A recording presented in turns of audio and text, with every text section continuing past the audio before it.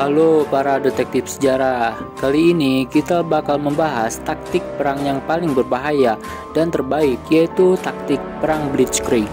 Mau tahu sejarahnya? Kuy, intro dulu.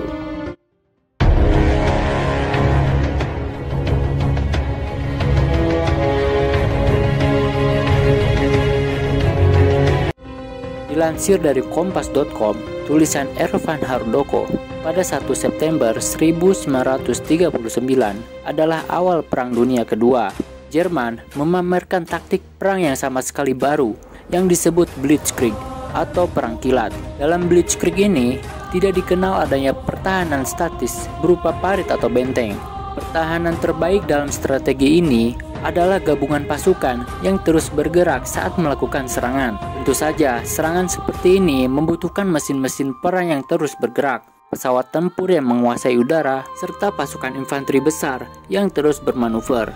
Serangan semacam ini akan membuat musuh terkejut, kesulitan berkoordinasi, sehingga mudah dipojokkan. Inilah yang membuat pasukan Jerman saat itu dengan mudah menggilas Polandia. Sukses menggilas Polandia, dengan taktik yang sama, Jerman menghancurkan Belgia, Belanda, dan Prancis pada tahun 1940. Taktik Blitzkrieg juga digunakan Jenderal legendaris Erwin Rommel saat berperang di Afrika. Jerman mulai mengembangkan taktik perang kilat ini antara tahun 1918 hingga 1939 demi menghindari kebuntuan seperti yang terjadi di Perang Dunia Pertama. Strategi Blitzkrieg ini sangat tergantung keberadaan unit-unit tank ringan yang didukung pesawat tempur dan infanteri. Dasar taktiknya adalah doktrin Schlieffen Plan yang diuraikan Panglima Militer Kekaisaran Jerman Alfred von Schlieffen, yang intinya adalah taktik perang yang bertujuan mencapai kemenangan dengan cepat. Doktrin ini kemudian dikembangkan oleh seorang perwira angkatan darat Jerman, Heinz Guderian, yang yakin teknologi modern seperti pesawat pengebom dan tank akan meningkatkan kemampuan manuver militer Jerman. Seperti sudah disinggung di atas, taktik Blitzkrieg Jerman ini memang sangat mengejutkan. Setelah menghancurkan Polandia, Jerman mengalihkan pasukannya ke Eropa Barat. Pada 10 Mei 1940, Jerman mengirim pasukannya ke Prancis, Belgia, dan Belanda.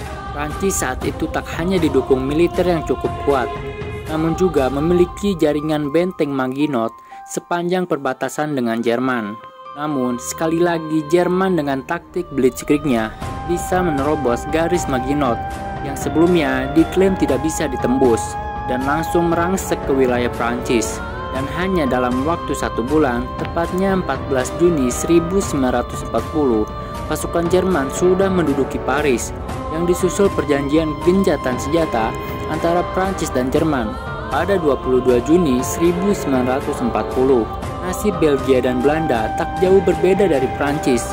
Kedua negara ini tak kuasa menahan laju Blitzkrieg. Prancis, Belanda, dan Belgia menjadi jajahan Jerman hingga dibebaskan sekutu pada tahun 1944. Karena kehebatan dari taktik Blitzkrieg ini, ada pun beberapa konsep dalam strategi Blitzkrieg ini. Yang pertama, angkatan udara menyerang garis depan dan posisi samping musuh, jalan utama.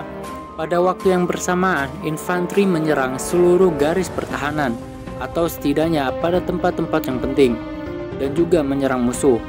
Cara ini akan mengendalikan musuh untuk mengetahui kekuatan utama yang akan menyerang mereka, sehingga cara ini akan membuat pihak musuh kesulitan untuk membuat strategi pertahanan.